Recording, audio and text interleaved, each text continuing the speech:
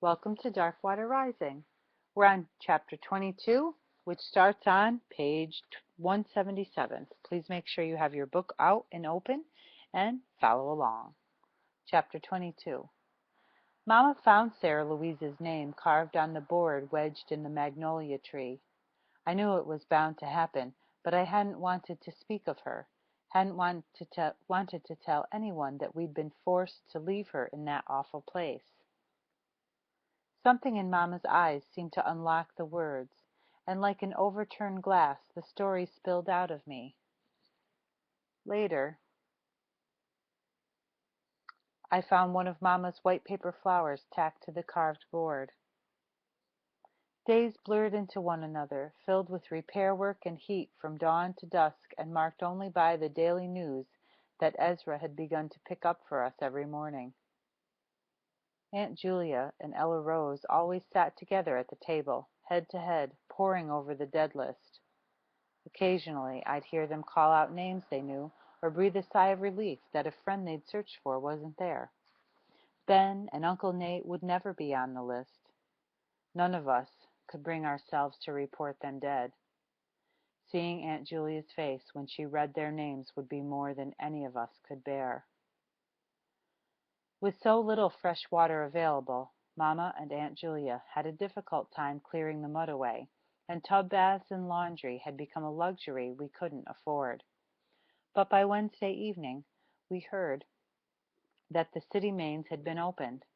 Cheers rang throughout the house, even though we knew it might take a few days for clean water to reach 35th Street. To our amazement, Archer, Uncle Nate's horse, ambled into the yard that evening, too. A frayed rope dangled from his neck, and Ezra said that he'd likely been found by the militia and used to pull dead wagons. Archer dropped his nose to the ground, snuffling along the salty, crusty mud, searching for something green.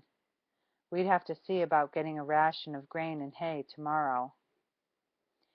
Andy and Will couldn't keep their hands off him, and even Aunt Julia had to rub his nose and pat his neck. The big brown gelding never moved a muscle, as if he knew he was part of something bigger, part of a rare miracle that might still happen for us.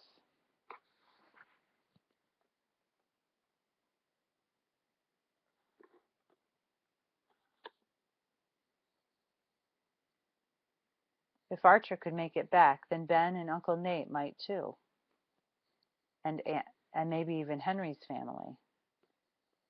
Aunt Julia seemed to tuck that fragile hope away, and after supper we celebrated the horse's return by watching the boys work on their tree fort.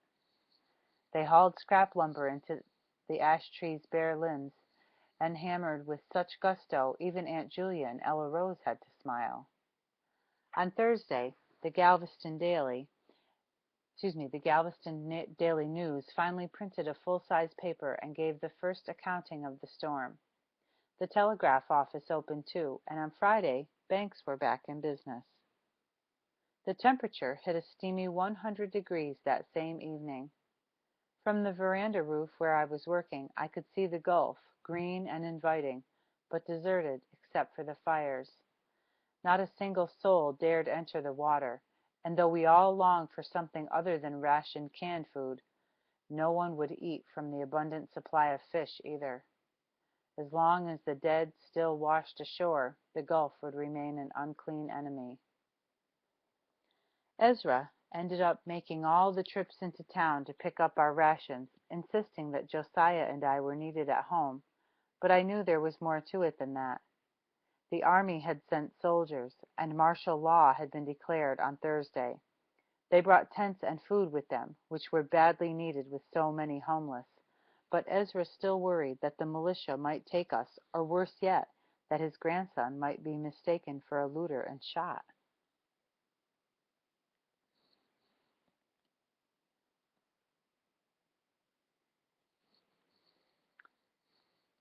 What worried me most was that Josiah had been forced to do what Josiah had been forced to do on that barge.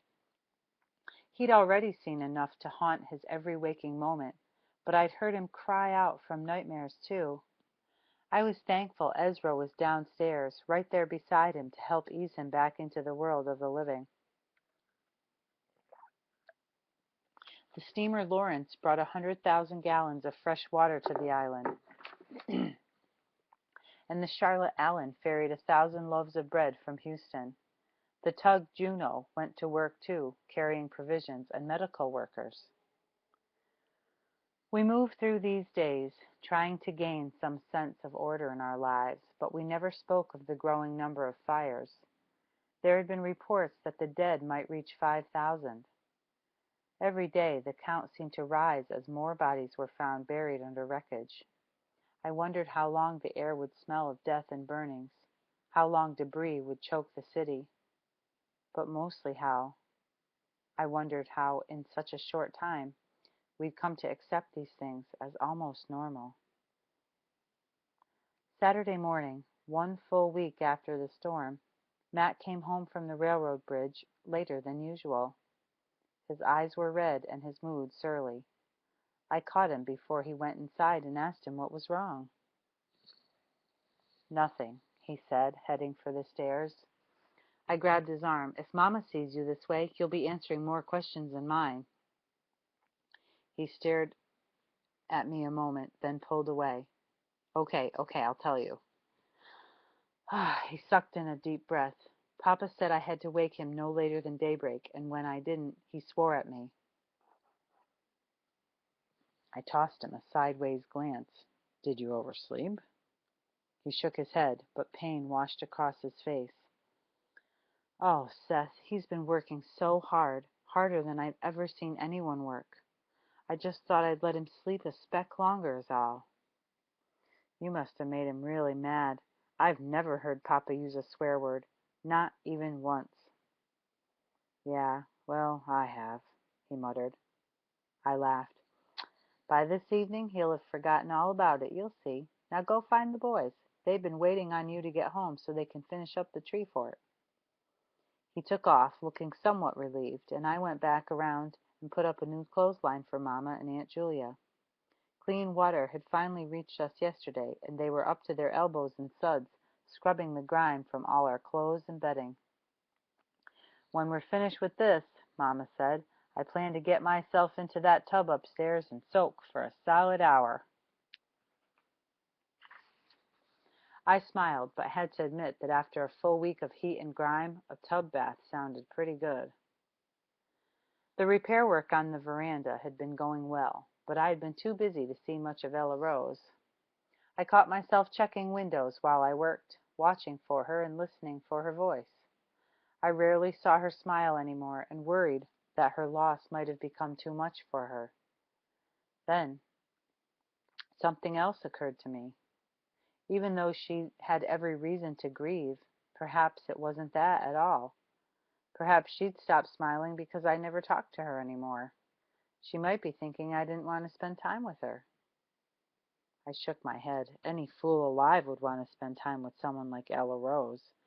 But since she'd taken over full care of Kate and Elliot, and since I'd been working more than 12 hours a day, there'd been little opportunity for that.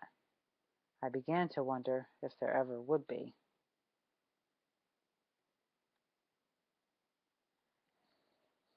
I hung the new clothesline and helped Josiah pick out lumber to rebuild the front stairs.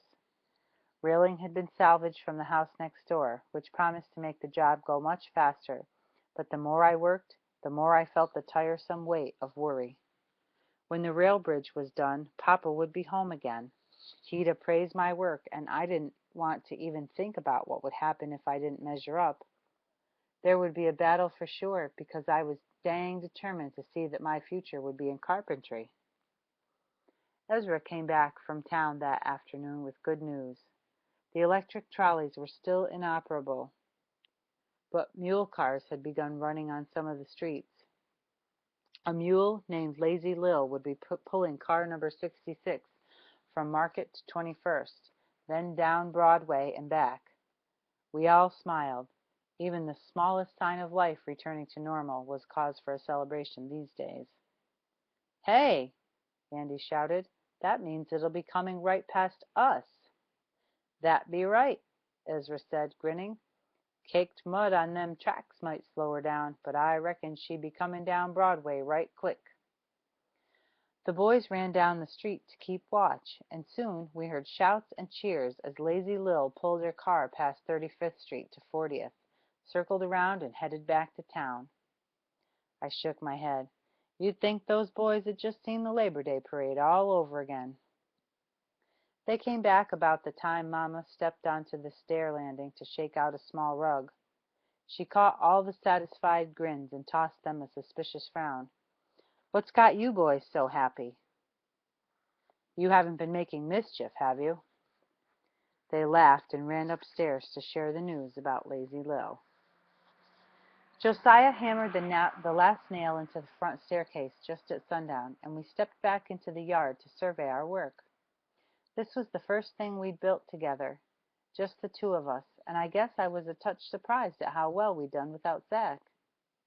The veranda still needed paint, the water-soaked walls inside the house needed plaster, and windows needed glass, but we'd accomplished a lot in the week since the storm. The rest would have to wait till supplies could be brought in by rail. Josiah hadn't said much since he'd gotten home from the barge, and I still wasn't sure what to do about it, or if I should do anything about it.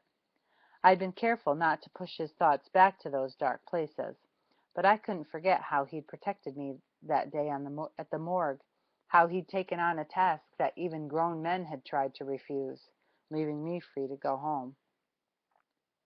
He frowned, looking hard at the job we'd just finished, but the corners of his mouth soon lifted. That smile was the first sign I'd seen that maybe a small portion of his gruesome night in the Gulf might be behind him. Satisfied, I walked back to the newly finished stairs with him, and we sat on the bottom step, watching the pink and orange sky turn deep purple. Getting Uncle Nate's house repaired had made me feel that perhaps the world could still be set right, and that maybe, just maybe, there wasn't much Josiah and I couldn't do if we set our minds to it. I've been thinking about tomorrow, I said finally, thinking we might need to spread out just a bit, see if we can scrounge up more lumber. A lot more. I glanced up at him. We've got us a house to build, right? Josiah hesitated, but only for a moment. Then he grinned so wide I had to laugh. Yes, sir, he said. I reckon we do. I put my elbows on the step behind me and leaned back, thinking about the look on Ezra's face when we told him he'd soon have his house back. Josiah leaned back too, and we sat there smiling, shoulder to shoulder, watching the twilight sky till Mama called us in to supper. This concludes Chapter 22. For Chapter 23, we'll pick up on that file on page 186. Thanks for listening and reading along.